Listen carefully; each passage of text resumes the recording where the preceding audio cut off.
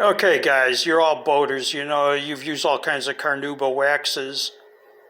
People tell you about them, how they're a tough, hard finish. They hold up. They're ceramic. They're all this stuff they brag about. I'm going to tell you what a hard wax is. This is the wax I use. It's microcrystalline. This is a hammer.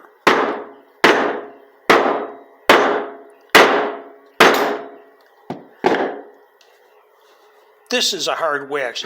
With this hammer, you can't do it. This is what ends up, this hard wax, in the pores of your boat, your RV, your aluminum trailer.